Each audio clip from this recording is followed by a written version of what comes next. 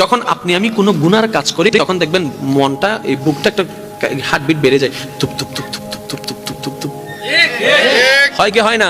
যখন আপনি কোনো অন্যায় কাজ করবেন গোপনে, নিজের একটু হার্টটা দেখবেন এটার স্পিড একটু বেড়ে যায়। তার মানে আপনার হার্টই আপনাকে জানাচ্ছে বান্দা করিস না, আল্লাহ নারাজ হবে, করিস না, আল্লাহ নারাজ হবে, করিস না। আমরা এটা বুঝতে পারি নাই, আমরা মনে করেছি এমনি হার্টবিট বেড়ে যায়, এমনি হার্টবিট বাড়ে নাই। ওই হার্টের মাধ্যমে আল্লাহ আপনাকে মেসেজ দিয়েছিল, আপনি আমি সেই মেসেজটা বুঝতে পারি নাই। কিন্তু তারপরে যখন গুনাহটা করি মনে মনে একটা জিনিস আমরা চাই, কেউ যেন না দেখে, কেউ যেন না জানে, কেউ যেন না দেখে, কেউ যেন না জানে। আপনি করছেন আল্লাহর অবাধ্যর কাজ, আল্লাহকে নারাজি করার কাজ, আল্লাহ জমিনে দাঁড়িয়ে। কিন্তু আবার যখন আপনি বলছেন কেউ যেন না দেখে, তখন আল্লাহ পাক আপনার ইজ্জত বাঁচানোর জন্য চতুর্দিকে পর্দা করে দেয়, দেখার মানুষ আর দেখতে পায় না। বলেন ফেরেশতা বলে আল্লাহ তোমার হুকুম অমান্য করছে, তোমার জমিনে দাঁড়িয়ে তুমি তাকে প্রোটেক্ট দিচ্ছ। রব্বে করিম বলে বান্দা তো আমার, বান্দা তো আমার, ভালো করুক আর মন্দ করুক বান্দাটা তো আমার।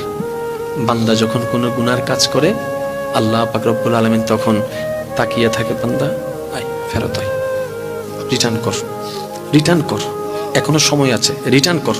বান্দা যখন করে ফেলে তখন আল্লাহ পাক বলে যে এবার রিটার্ন করে তওবা কর, এবার রিটার্ন করে তওবা কর। করে ফেলেছো তো করে ফেলেছো গুনাহ, কিন্তু তুমি যদি মন থেকে একবার তওবা করে বলো যে মাওলা ভুল করেছি, মাফ করে দাও, আমি আল্লাহ ইয়াগফিরুজ যুনুবা জামিয়া। সুবহানাল্লাহ। আমরা আসলে রব চিনতে পারি নাই। ওই রব, ওই মায়ার রব, ওই মমতার রব, ওই ভালোবাসার রবকে চেনানোর জন্যই নবী রাহমাতুল লিল আলামিন দুনিয়াতে তাশরীফ এনেছিলেন। সুবহানাল্লাহ। মনে রাখবেন ভাইরা, নবী সাবজেক্টটা তর্কের বিষয় নয়, কোরআন সাবজেক্টটা তর্কের বিষয় নয়, এটা অনুভবের বিষয়, এটা গবেষণার বিষয়, ঠিক না বেঠিক?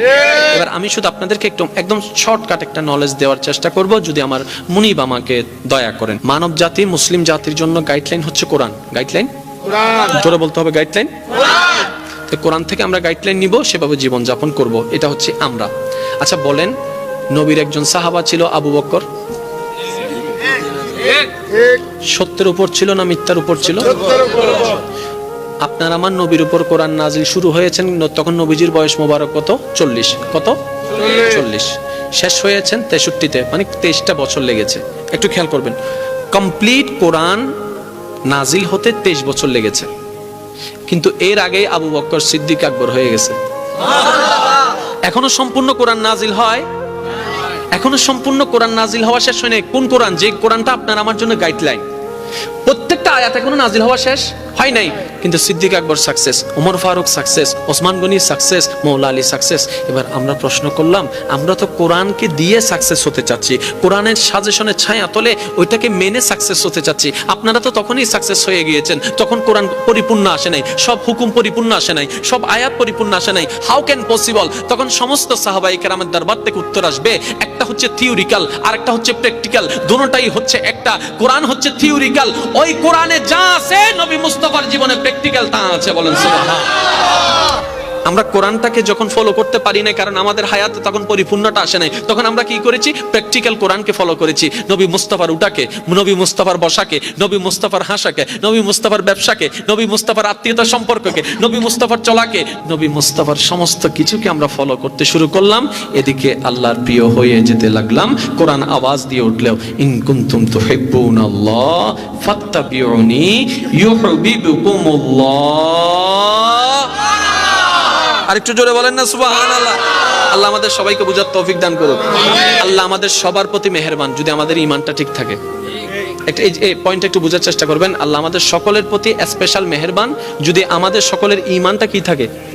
সবাই মিলে বলেন, ঈমানটা কি থাকে? এখন চলেন ঈমানটাকে একটু বোঝার চেষ্টা করি। আল্লাহ ঈমানের অংশ, একটা হচ্ছে ঈমান আর একটা হচ্ছে আমল। কয়টা ভাই? আচ্ছা আমি বলবো, সেটা আপনারা বলবেন, ঈমান নাকি আমল আপনারা বলবেন। আল্লাহ আল্লাহ আল্লাহ আল্লাহ, আল্লাহু আকবার। জোরে বলেন না, আর একটু জোরে। এই যে আপনি বললেন আল্লাহ আল্লাহ আল্লাহ, এটা আমল, ঠিক আছে? আরো সহজ করে দিই, স্রষ্টার নাম কি? আল্লাহ। আচ্ছা, এই যে আল্লাহ বললেন, এটা আমল। যেই ভিত্তিতে আল্লাহ বলেছেন, এটার নাম ঈমান।